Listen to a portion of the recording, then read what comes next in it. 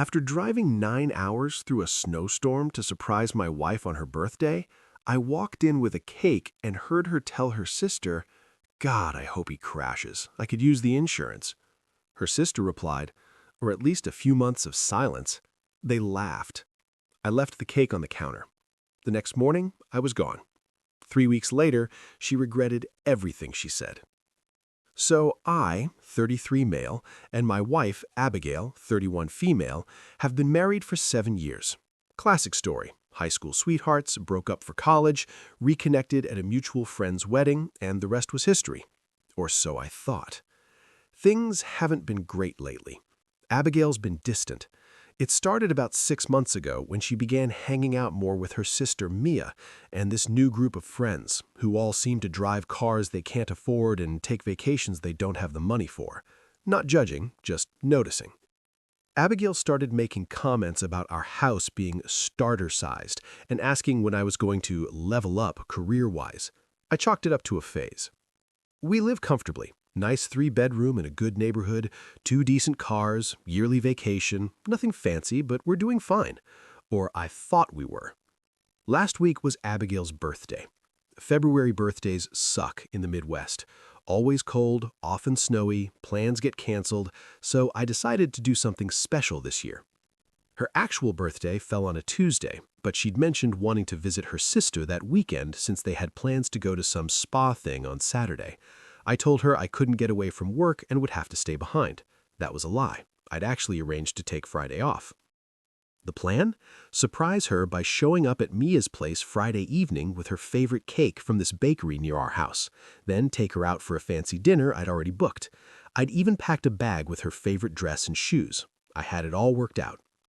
Weather reports started looking sketchy Thursday night. Winter storm warning, 6 to 10 inches expected across 3 states, including the entire route I needed to drive. Most people would have canceled. I didn't. Partly stubborn determination, partly not wanting to waste the reservation at the restaurant that took me 3 weeks to get. I left at 7 a.m. Friday. What should have been a 6-hour drive turned into a 9-hour nightmare. White-knuckle driving through snow so thick I could barely see the taillights in front of me. 3 accidents on the highway slowed everything to a crawl. Had to stop twice to get coffee just to stay alert. But I kept thinking about Abigail's face when I'd walk through the door. Worth it, right? Got to Mia's neighborhood around 4 p.m. Had to park a block away because the plows hadn't come through yet. Grabbed the cake box and trudged through ankle-deep snow. My jeans were soaked by the time I got to Mia's front door. The door was unlocked. I could hear them in the kitchen, voices and laughter. I was about to call out when I heard my name. Abigail was mid-sentence, then nothing. Radio silence. Mia said something I couldn't make out, then Abigail again, clearer. He texted earlier saying he was stuck at work, probably still there. In this weather, they'd have sent everyone home, Mia replied. Well, he's probably on the couch with his headphones on playing that stupid game again. I froze in the entryway. This wasn't the usual playful eye-rolling about my gaming habits. There was real contempt in her voice. "At least he's not here ruining your birthday week," Mia said. I almost stepped in then to announce myself. Wish I had. Instead, I heard what came next. "God, can you imagine?" Abigail laughed. "He'd insist on coming to dinner with us tonight and tell the same 3 stories he always tells, then he'd get that sad puppy look when I want to go out tomorrow without him." My stomach knotted. I stood there, holding the stupid cake I'd driven 9 hours through a blizzard to deliver, listening to my wife mock me to her sister. "Well, at least he's safely out of the way," Mia said. "The roads are a disaster. My friend's husband got stuck on the highway for 3 hours. There was a pause. Then Abigail said something I'll never forget. "God, I hope he crashes. I could use the insurance." I must have made a noise because they both got quiet. I thought I'd been caught. But then Mia responded, "Or at least a few months of silence." They both laughed. Actual laughter at the thought of me dead or hospitalized. I don't remember consciously deciding what to do next. I just walked into the kitchen, placed the cake box on the counter, and walked back out. Their faces. I've never seen color drain from someone so fast in real life. Abigail called my name, but I just kept walking back through the snow, back to my car. I sat there for maybe 20 minutes before I could even put the key in the ignition. My phone blew up. 17 missed calls by the time I checked. 38 text messages. I read exactly none of them. I drove to the nearest motel. Cost me $80 for a room that smelled like cigarettes in desperation. Turned off my phone and stared at the ceiling until sunrise. When I did turn my phone back on, there were 63 texts and 29 missed calls. I didn't read them, just texted my friend Theodore. Something happened with Abigail. Need a place to crash for a few days. Theo, being the MVP he is, just replied, "Doors unlocked, beers in the fridge." I drove the 9 hours back home, packed 3 suitcases of clothes and essentials while Abigail was still at Mia's, grabbed my important documents from our fireproof box, and went to Theo's. That was 3 days ago. I still haven't spoken to Abigail, though not for her lack of trying. She's called from multiple numbers, left voicemails ranging from tearful to angry, and even showed up at my work yesterday. I wasn't there, called in sick. Today, I went to the bank and moved half our joint savings into a new account in just my name, froze our joint credit cards, changed all my passwords, told my boss I needed to work remotely for a week due to a family emergency. It's all very methodical, which is weird because inside I feel like I'm in free fall. The thing is, I keep replaying those words. I hope he crashes. I could use the insurance. Who says that about someone they're supposed to love? Who laughs about their spouse being silenced for months? Even worse is realizing this probably isn't the first time she said something like this, just the first time I heard it. Our friends have started reaching out. Apparently, Abigail's telling people we had a misunderstanding and I'm overreacting. Classic gaslighting move. One mutual friend texted saying, "Whatever happened, I'm sure you guys can work through it," without even asking from my side. I haven't told anyone what I heard. Not even Theo knows the full story, though he hasn't pushed. He just keeps the fridge stocked and gives me space. Last night, I finally read some of Abigail's texts. They follow a predictable pattern. Confusion. Where did you go? Why did you leave? Defensiveness. It was just a joke. You weren't supposed to hear that. Anger. You're being childish. Answer your damn phone. Manipulation. I'm worried about you. Please let me know you're okay. Threats. If you don't call me back, I'm calling the police to report you missing. Self-pity. I can't believe you do this to me on my birthday weekend. Not one genuine apology. Not one acknowledgement of how messed up what she said was. After reading those, I blocked her number. I'm not ready to talk to her. Maybe I never will be. Today, I met with a financial advisor named Milton who a coworker recommended. Spent 2 hours going through our finances. Found out some interesting things, like how Abigail's been spending $1,800 a month on online shopping for the past year, or how she took out a store credit card I didn't know about with a $3,000 balance. Milton helped me make a plan to disentangle our finances as painlessly as possible. It's all legal, nothing shady, but it means Abigail's about to get a reality check about her spending habits. The joint account I left untouched has enough for this month's mortgage and utilities. After that, we'll see. I'm not trying to leave her destitute. I just need her to understand there are consequences. The wild thing is, I still catch myself wondering if I'm overreacting, like maybe it really was just a joke. But then I remember her tone, the casualness of wishing me dead, the laughter after, and I know I'm not. Theo says I should talk to her, if only to get closure. Maybe he's right, but right now I'm still processing, still trying to figure out who this person I married actually is. Tomorrow marks 4 days of silence from my end. Abigail's sister, Mia, tried to call today. I didn't answer. Then our neighbor Lydia texted saying Abigail was at our house crying on the front step because I changed the garage door code. Part of me feels bad. Most of me doesn't. The thing that keeps me up at night isn't even the insurance comment. It's the laughter. The easy way they both found humor in the thought of me suffering. Who does that? And how long has she felt this way? I've also been wondering about the life insurance policy we took out 3 years ago. It's not huge, $500K, but enough to make someone hope he crashes, I guess. Calling the insurance company tomorrow to see about changing the beneficiary. I know this is getting long, but typing it all out helps. Theo's got a buddy who's a divorce lawyer, meeting him for coffee tomorrow. Not sure if that's where this is heading, but I need to know my options. For anyone wondering what I'm going to do next, I don't know yet. Part of me wants to just disappear completely, change my number, move to a different state, start over. But that feels like running away. Another part wants confrontation, wants to see her face when I repeat her words back to her, wants her to feel 1/10 of the hurt I'm feeling. But mostly, I just want the hollow feeling in my chest to go away. I want to stop seeing her face when I close my eyes. I want to stop hearing those words and that laughter on repeat in my head. For now, though, I'm taking it one day at a time, keeping my head down, making plans, and letting her wonder where I am, what I know, and what I'm going to do. If there's interest, I'll update as things develop. Regardless, thanks for letting me vent. Sometimes the internet is the only place where strangers will just listen without trying to fix everything.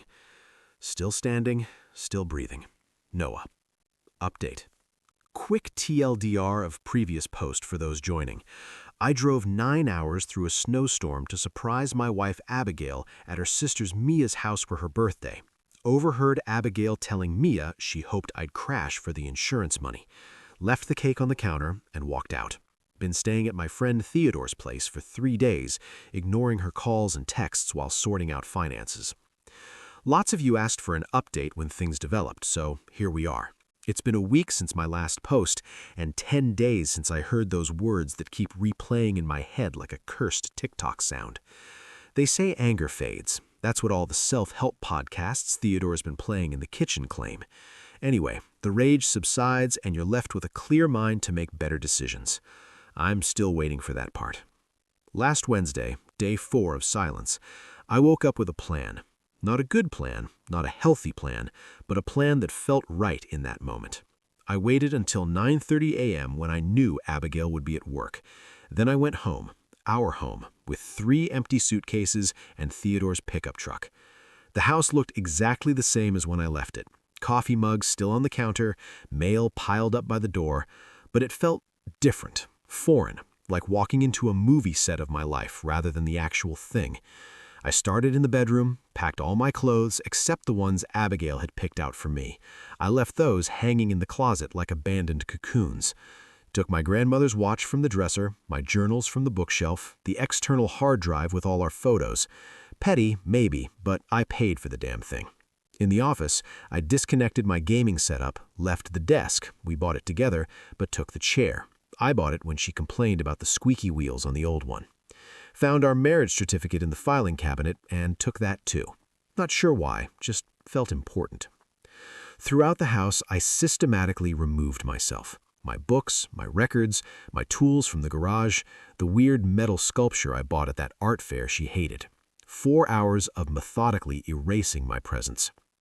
What I didn't take, anything we'd purchased together. The couch we picked out after 3 weekends of shopping, the kitchen table where we'd eaten thousands of meals, the bed where we'd slept, fought, made up, made love. I left all of our framed photos exactly where they were. Something about seeing my face smiling back at her from every wall, every surface, felt right. A reminder of what she'd thrown away. Before I left, I did 3 things. First, I turned the thermostat down to 62 degrees. Abigail always complained if it was below 70. Second, I took the light bulb out of the refrigerator, a small inconvenience that would take days to notice but would irritate her every time she opened it at night. Third, I changed the Wi-Fi password to IHOP3Es crashes 2023 and left the router unplugged. Small things, petty things, things that would make her feel the absence of me in 100 tiny ways before she even processed the bigger absence. As I locked the door behind me, our neighbor Lydia was getting her mail. She looked at Theodore's truck filled with my stuff, then at me, eyebrows raised. I just shrugged and said I was taking some things to donate. She didn't believe me. Her eyes said as much, but she nodded and went inside.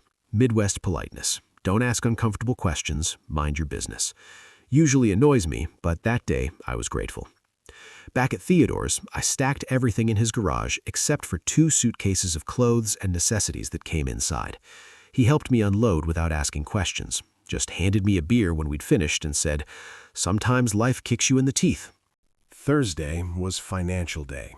Met with Milton again.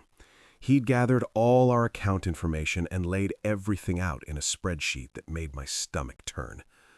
Turns out Abigail had been spending way more than I realized. Not just the store credit card I mentioned before, but cash withdrawals from our joint checking. $300 here, $500 there. Over $12,000 in the past year that she couldn't account for with receipts or purchases I could see. Milton helped me draft a letter formally requesting financial separation. Not divorce papers, not yet, but a clear statement that I would no longer be responsible for any new debts she incurred. Had it delivered by courier to her workplace. Petty? Maybe. Effective? Definitely.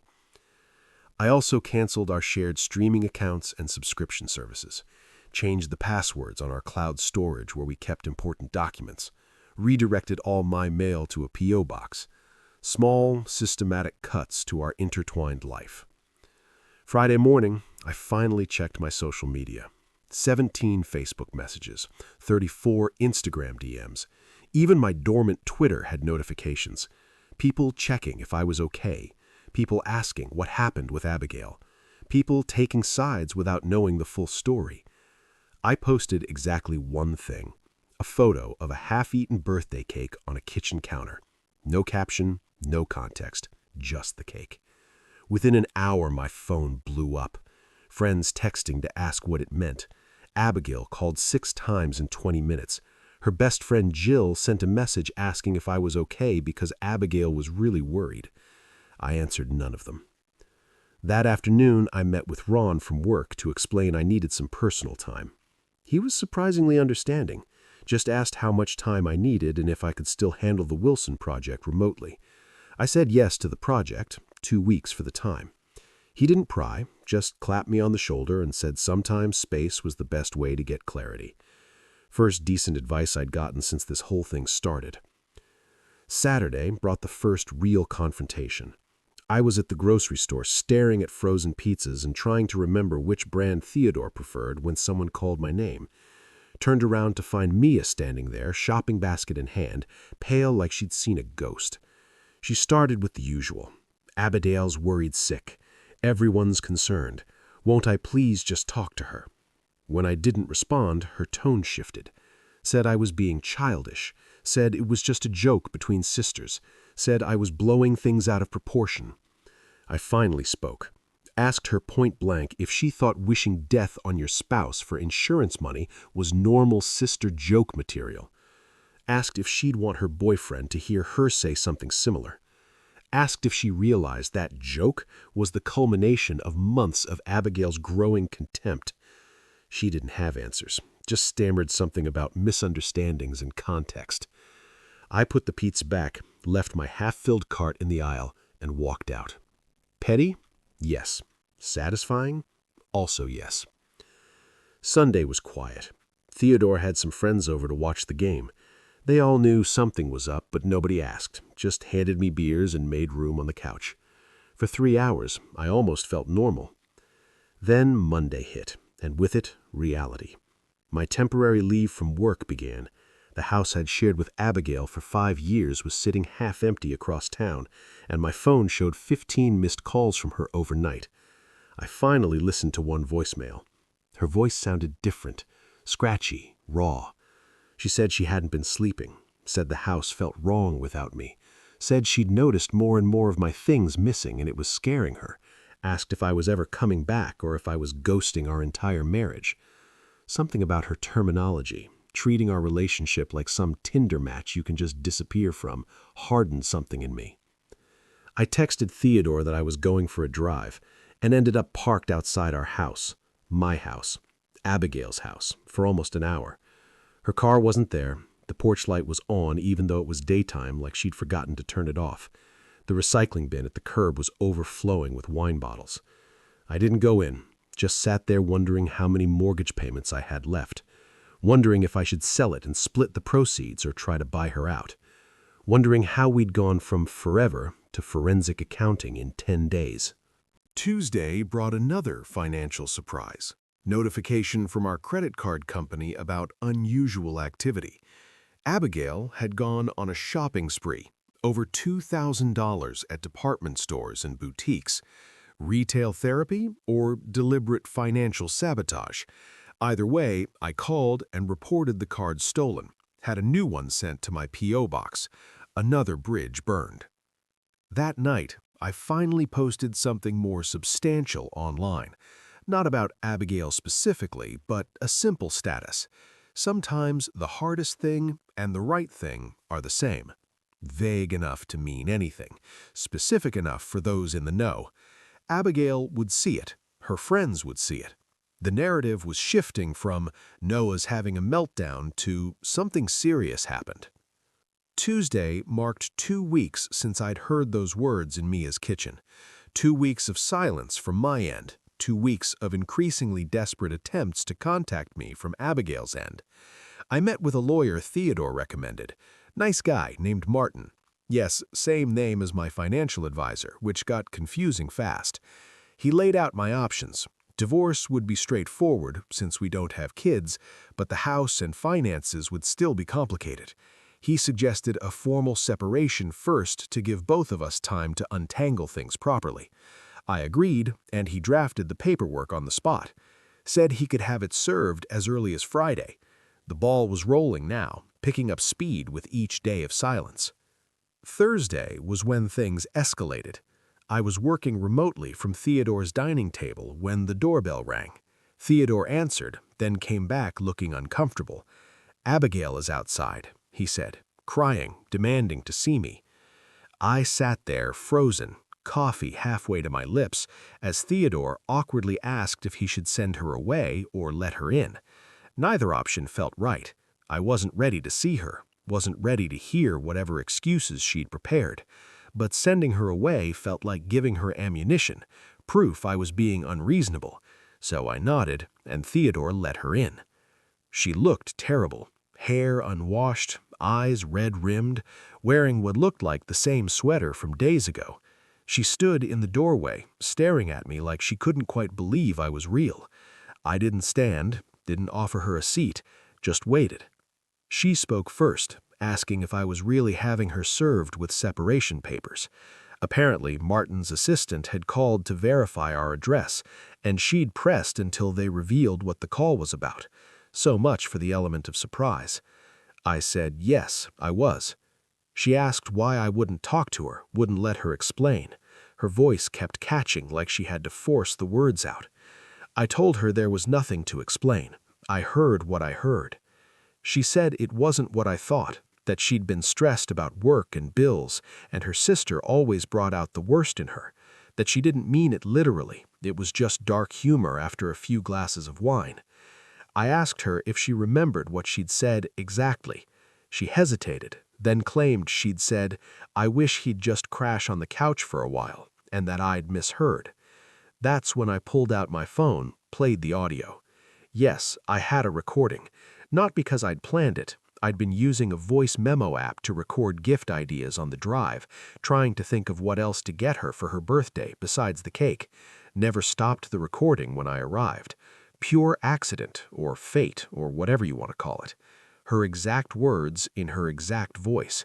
"God, I hope he crashes. I could use the insurance."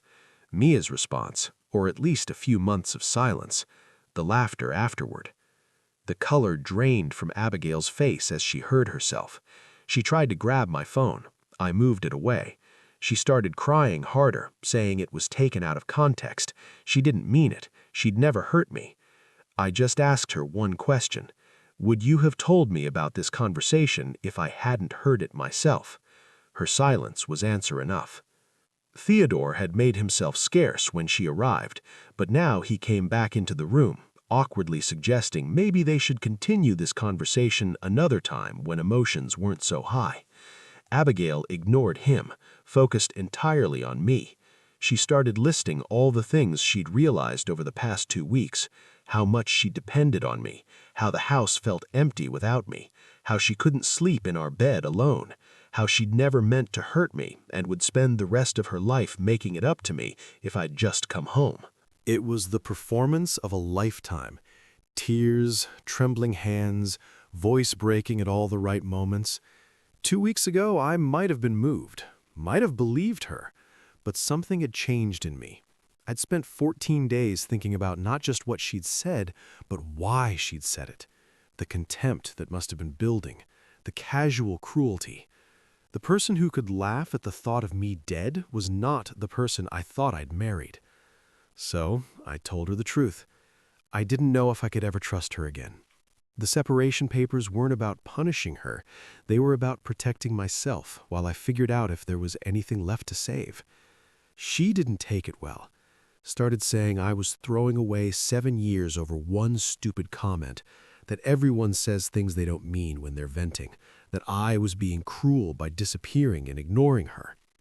I just sat there, letting her words wash over me without penetrating. When she finally ran out of steam, I told her the separation papers would be delivered tomorrow and she should read them carefully before deciding next steps. She left sobbing, mascara streaked down her face. Theodore came back in with 2 beers and said that was the most uncomfortable thing he'd witnessed since his parents' divorce. Dark humor, but I appreciated the attempt. That night, I couldn't sleep. Kept replaying her face when she heard the recording. The shock, the panic. But I noticed not genuine remorse, just the fear of consequences. Friday morning, the papers were delivered as promised. By Friday afternoon, Abigail's sister was posting vague social media statuses about men who overreact and destroying marriages over misunderstandings. Funny how families close ranks even when they know who's in the wrong. But something unexpected happened too. Abigail's best friend, Jill, messaged me. Just a simple text saying she'd heard the whole story now, including what Abigail had actually said, and she was sorry I was going through this. Said she'd known Abigail since college and had seen her make similarly cutting remarks about others. Said she'd tried to talk to Abigail about it before, but got shut down. It was the first message from anyone in Abigail's circle that acknowledged the legitimacy of my pain rather than trying to minimize it. I didn't respond, but it stuck with me. Maybe Abigail's comment wasn't a momentary lapse, but a glimpse of her true character. Maybe I'd been missing or ignoring red flags for years. The weekend passed quietly. Theodore had a date, so I had the house to myself. Ordered pizza, watched a sci-fi series Abigail had always refused to watch with me, and tried not to think about the fact that in another life, another timeline, I'd be at home with my wife, celebrating our monthly pizza and movie night tradition. Sunday night, Abigail texted just 2 words, "I'm sorry." First genuine apology in 17 days. No excuses attached, no demands to talk, just those 2 words. I didn't respond, but I thought about it longer than I should have. Monday morning, day 18 of this new reality, I woke up to find Abigail sitting in her car outside Theodore's house, just sitting there, watching the door. Theodore spotted her first and pointed her out through the kitchen window. I called her, asked what she was doing. She said she just needed to see me to know I was really okay. Said she wouldn't approach the house or make a scene, just needed visual confirmation. It was both concerning and oddly touching. I told her to go home, that this wasn't helping either of us. She asked if she'd read my message. I said yes. She asked if I believed she was sorry. I said I didn't know. Then she asked the question I'd been dreading. Are you filing for divorce? I told her the truth. I hadn't decided yet. She stayed in her car for another hour before finally driving away. Theodore suggested changing the locks on my house just in case. I agreed, and we spent the afternoon installing new deadbolts, another small severing of our connected lives. Today marks 3 weeks since that night at Mia's. 3 weeks of silence, mostly separation, and sorting through the wreckage of what I thought was a solid marriage. I'm not sleeping great. I miss stupid things. The way Abigail always bought the good coffee even though it was more expensive. How she'd sing badly in the shower every morning. Her ridiculous collection of fuzzy socks that always ended up on my side of the bed. But I don't miss the growing contempt I now realized had been building for months. Don't miss walking on eggshells around her moods. Don't miss the subtle put-downs that I'd brushed off as just her sense of humor. The separation papers had been signed and filed. The lawyer says we're officially in a legal separation period. 6 months where we're still technically married, but living apart with finances formally separated. At the end of those 6 months, we either reconcile or proceed with divorce. 3 weeks ago, I wouldn't have hesitated to say reconciliation was impossible. Now I'm less certain, not because I've forgiven her, but because untangling a 7-year marriage is complicated. Houses and bank accounts and families and friends, all intertwined in ways I'm only now beginning to understand. As I write this, my phone lights up with a notification. Another message from Abigail. Can we meet? Neutral location. Just to talk, please. I don't know what I'm going to say. Part of me wants to hear her out. Part of me thinks it's just prolonging the inevitable. Most of me is just tired of the whole situation. But I suspect I'll agree to meet her, if only to say to her face all the things I've been typing to strangers on the internet. I'll update if anything significant changes. And thanks for all the advice on the last post, even the weird suggestions involving glitter and her shampoo bottle. Some of you need therapy, but I appreciate the solidarity. Still standing, still breathing. Noah. Final update. It's been exactly 25 days since I left that cake on the counter. 25 days of silence, separation, and more adulting than I ever wanted to do. This will probably be my last update because, well, there's only so many ways to dissect a dead marriage before even the internet gets bored. First, thanks for all the comments and DMs. Yes, even the weird ones. No, I did not take the advice about putting fish in her car vents. Y'all are savages. So, the coffee shop meeting. I got there 15 minutes early because anxiety makes me punctual. Downtown groundwork. Coffee at 2 p.m. on a Thursday meant it was busy enough for background noise, but not so crowded we'd be overheard. I picked a corner table, ordered a black coffee I didn't want, and waited. Abigail arrived exactly on time, not 5 minutes late like she usually would be. Hair done, light makeup, wearing the blue sweater I'd given her last Christmas. All strategic choices, I'm sure. The first thing she said when she sat down wasn't hello. It was that she'd lost 7 pounds since I left. Just dropped that fact like it was supposed to mean something. Stress weight loss as relationship currency. Classic Abigail move. I didn't acknowledge it, just asked why she wanted to meet. She'd prepared notes.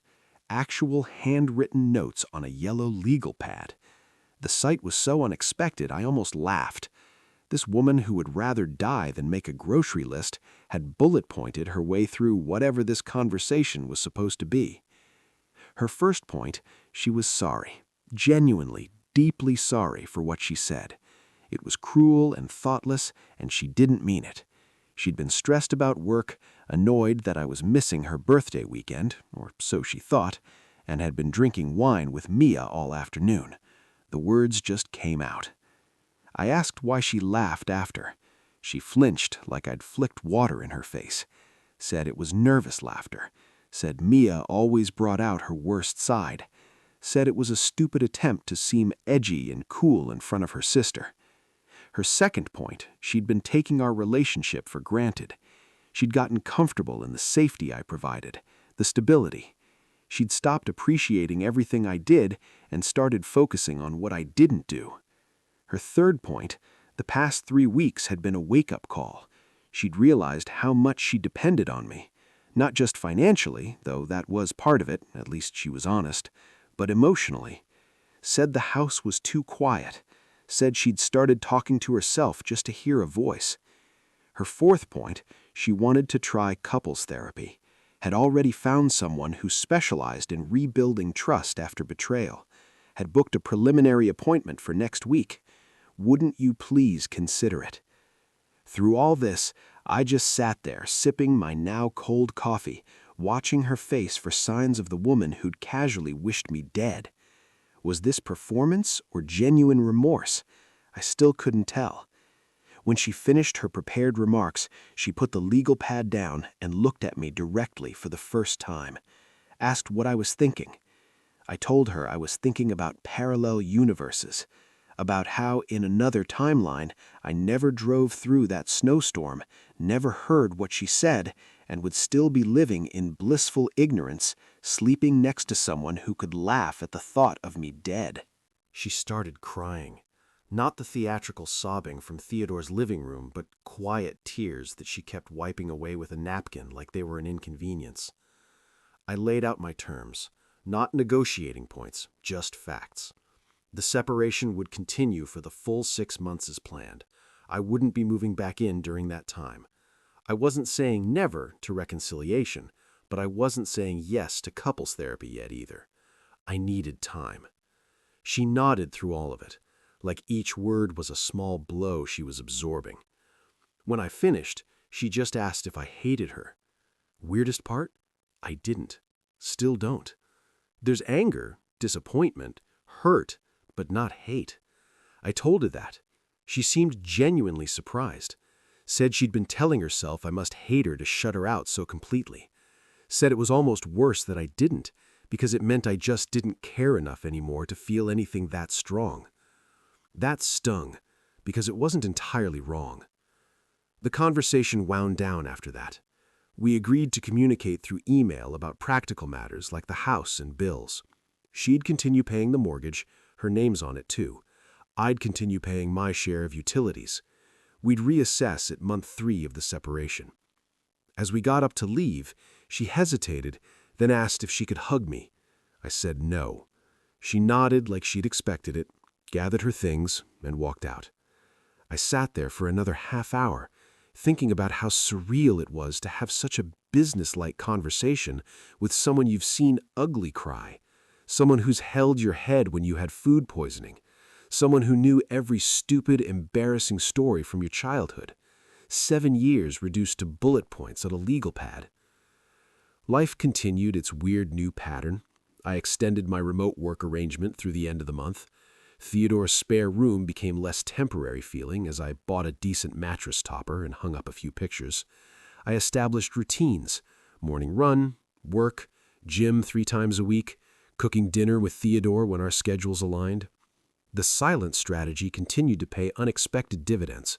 With limited contact from me, Abigail seemed to be doing some actual reflection. Her sister Mia sent me a surprisingly humble message a week after the coffee shop meeting. Said she'd been a bad influence on Abigail for years, encouraging her to be brutally honest, read mean, as some twisted form of sisterly bonding. Said she was disgusted with herself for laughing that day. Didn't ask for forgiveness, just wanted me to know she recognized her role in the situation. I didn't respond, but took screenshots, not for leverage, just to remind myself I wasn't crazy for feeling betrayed. Meanwhile, the financial pressure was hitting harder than I'd anticipated. Abigail's friend Jill reached out again. Said Abigail was struggling to maintain her lifestyle on just her income, had to cancel her monthly spa membership, was looking for a roommate to help with the mortgage, but didn't want to actually move anyone in because she was still hoping you'll come home. I noted the manipulation tactic, using a friend to make me feel guilty, but didn't take the bait. Thanked Jill for the update and said Abigail was welcome to contact my lawyer if she wanted to discuss financial arrangements. Around day 30, something shifted in Abigail's approach. Her emails became less emotional, more practical. She started selling some of her more expensive clothes and bags on resale apps, got rid of her second car, the impractical convertible she'd insisted on buying last summer. Even mentioned in an email that she was considering taking classes to increase her earning potential. It was like watching someone grow up in fast motion. Strangely, I felt proud of her, even as I remained determined not to rescue her. Day 35 brought an unexpected twist. I checked the mail at my P.O. box and found a thick envelope from Abigail. Inside was a handwritten letter, 10 pages front and back, and a USB drive. The letter was essentially a timeline of our relationship from her perspective, every major moment, good and bad. The proposal at the lake, our first big fight about her spending, the miscarriage in year 3 that we never really talked about properly, the gradual shift in how she saw me from partner to provider to obstacle. It was brutally honest in a way our actual conversations never had been. She admitted to resenting my contentment with our life when she always wanted more. Admitted to comparing our lifestyle unfavorably to her friends, even though she knew they were drowning in debt to maintain appearances. Admitted to flirting with her coworker Jason last year, though she swore nothing physical happened. The USB drive contained audio files, recordings of her therapy sessions, with her therapist's permission apparently. I only listened to one, couldn't stomach more. Hearing her dissect our marriage with a stranger, hearing the genuine confusion in her voice when she tried to explain why she'd said what she said about the insurance money, it was too intimate, too raw. I deleted the files and put the letter in my document box. Not sure if I'll ever read it again, but it felt wrong to throw it away. Day 40 brought another development. Ran into our neighbor Lydia at the hardware store. She mentioned that Abigail had been hosting some kind of weekly gathering at the house. Not parties, meetings. Said there were always 6 or 7 cars out front on Wednesday nights. Curiosity got the better of me. That Wednesday, I parked down the block and watched. 7 women arrived between 6 and 6:30, all around Abigail's age. Some I recognized as her friends, others were strangers. I didn't approach, that would be weird, but I did text Jill afterward asking casually what Abigail was up to these days. She said Abigail had started a women's accountability group focused on financial literacy and breaking toxic relationship patterns. That was not what I expected. Around day 45, the social media dynamic shifted dramatically.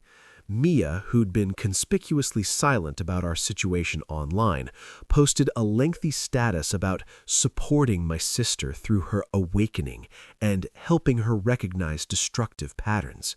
She tagged Abigail, who responded with a simple, "Love you, but this journey is mine to share when I'm ready." This caught the attention of our mutual friends. Suddenly, people who'd been giving me space started reaching out, asking what was going on. The rumor mill churned. Someone heard Abigail was in rehab. She wasn't. Someone else heard I'd cleaned out our accounts and left her destitute. Also untrue. Yet another claimed we'd been having problems for years and the separation was mutual. Partially true, I guess. I maintained my silence. Let them wonder. Day 50 marked a significant moment. For the first time since leaving, I went back to the house while Abigail was home. Needed to pick up my winter gear from the garage. Minnesota spring is a lie, and we got 6 inches of snow overnight.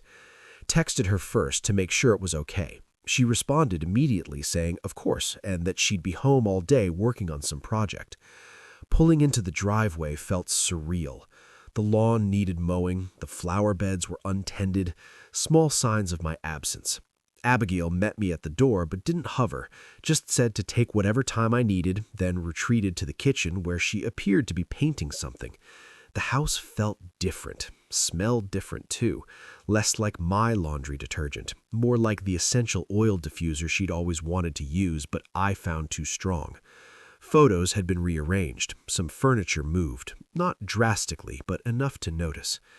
In the garage, I found my winter stuff neatly boxed and labeled, not thrown together hastily, but carefully packed.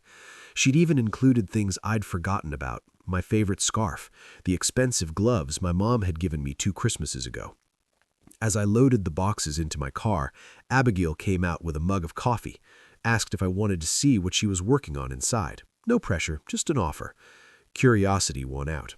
I followed her to the kitchen where she'd set up a small art studio. She was painting wooden signs with inspirational quotes, the kind of thing she used to mock people for buying at Target. She actually seemed embarrassed as she explained it was therapeutic and she'd sold a few at a local farmer's market. We talked for maybe 15 minutes, surface-level stuff. Weather, her parents' anniversary, the water heater making that knocking sound again. Normal conversation between 2 people who used to share everything. As I was leaving, she said something that stuck with me.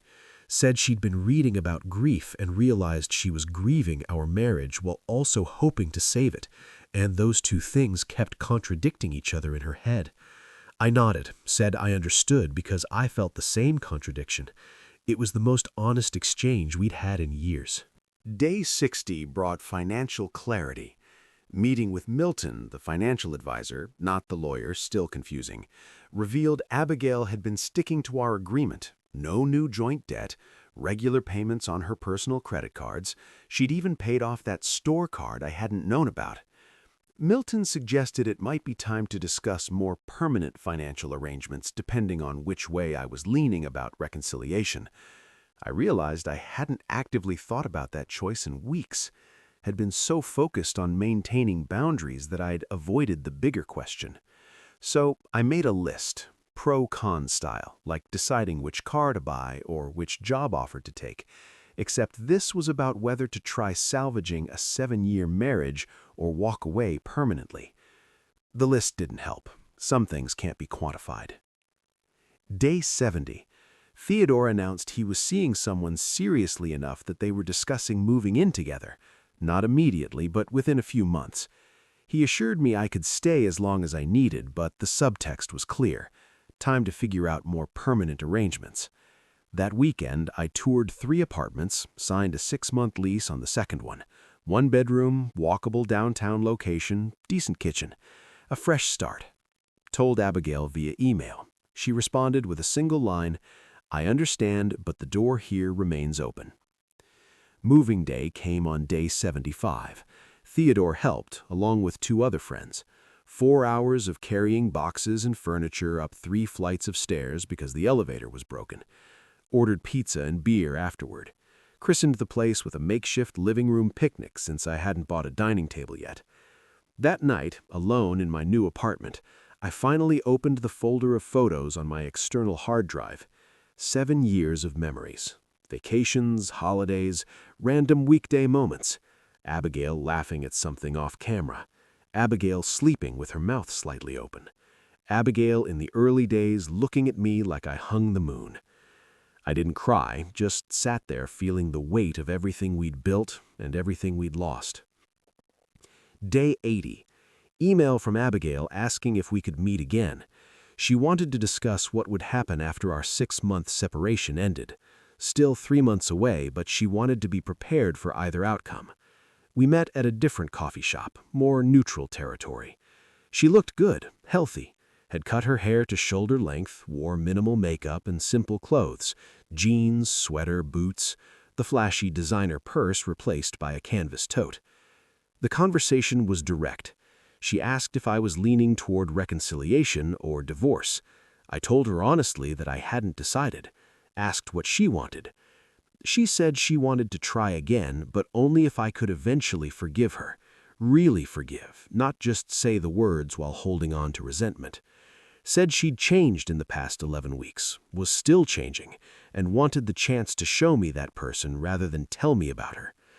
I said I believed she'd changed. Said I'd changed too. Said I wasn't sure if our new selves were still compatible or if we'd grown in different directions.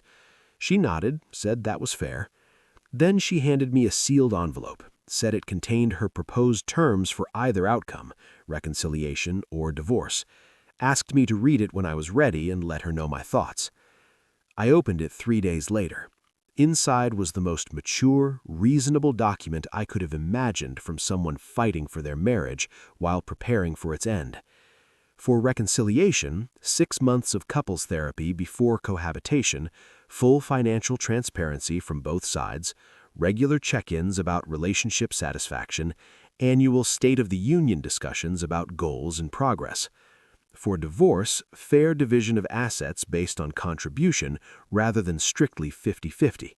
She would buy out my share of the house at market value, no alimony either direction, clean break with minimal lawyer involvement if possible. It was clear-headed, practical, and completely unlike the Abigail who'd wished me dead for insurance money 3 months earlier. I emailed her that both sets of terms seemed reasonable, asked for time to make my decision. She responded with a simple, "Take all the time you need." Day 90 today. 3 months since I heard those words in Mia's kitchen. 3 months of silence, separation, reflection, and growth.